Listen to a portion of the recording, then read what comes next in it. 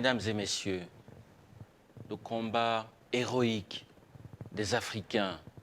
pour leur émancipation politique, économique et culturelle, ainsi que la lutte pour l'abolition de l'apartheid, la forme la plus odieuse de la domination fondée sur la race, ont sonné le glas de cette idéologie qui s'était forgée un semblant de légitimité à partir des cris racistes et nourrie par cet obscurantisme de type médiéval, qu'ont tour à tour tenté de légitimer des penseurs comme Hegel ou Nietzsche, fragilisés par sa balkanisation, traumatisés par le martyre infligé à ces jeunes leaders par les anciennes puissances tutélaires. L'Afrique, à peine libérée du joug colonial, n'était pas le continent le mieux outillé face à la mondialisation qui allait déployer son rouleau compresseur quelques années plus tard à la jonction des 2 siècles. Au moment où l'intégration économique de notre continent ne semble plus être une vue de l'esprit, la zone de libre-échange économique africaine étant désormais effective, on peut se réjouir de ce que la plupart d'entre nous aient finalement compris que le plus important réside à présent dans l'émergence de la puissance économique africaine. Une puissance économique dont procédera et dépendra tout le reste, notamment la puissance de la parole et la capacité à se faire entendre,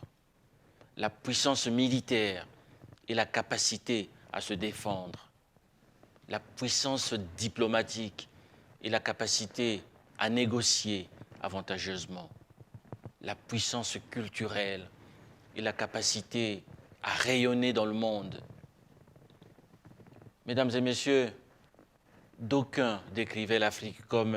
un univers hors du temps. Ils la disaient isolée du reste du monde, déconnectée des bouleversements en cours au sud de la planète. Or, voici qu'émerge une toute autre réalité. On voit aujourd'hui un continent qui est bien entré dans l'ère des économies intégrées et de l'instantanéité de l'information.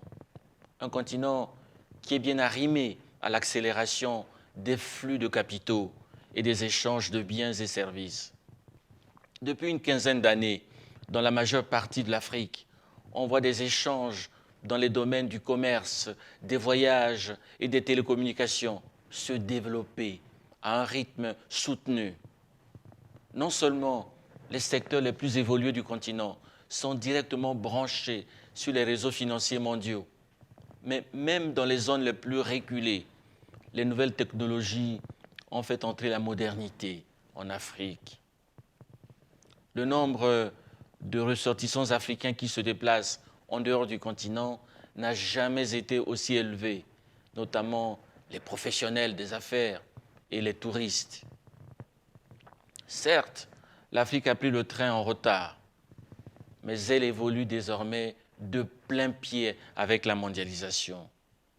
Le décollage économique du continent n'aurait pas été possible autrement. Mesdames et messieurs, en adoptant la charte de la Renaissance culturelle africaine en janvier 2006, les chefs d'État et de gouvernement de l'Union africaine affirmaient au fond que les identités composites de nos peuples sont une richesse inépuisable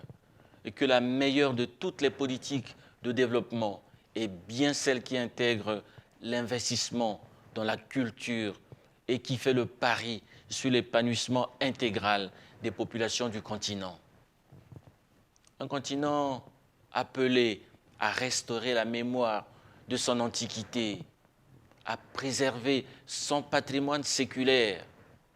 à se réconcilier avec ses propres valeurs morales, tout en étant, bien sûr, à l'écoute des pulsations vertigineuses de notre époque. Un continent appelé à s'approprier sans concession les outils de cette modernité instrumentale et culturelle qui déferle sur le monde, de la même manière que le fit l'Europe du XVIe siècle, en s'affranchissant de son hibernation moyenâgeuse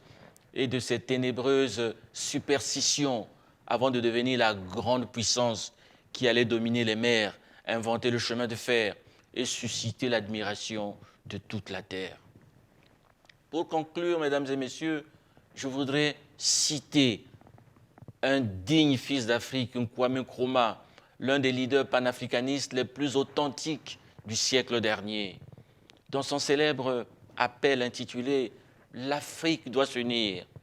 eh bien, Kwame Nkrumah disait, je cite, « L'Afrique a besoin d'un nouveau type de citoyen, un homme ou une femme dévoué, modeste,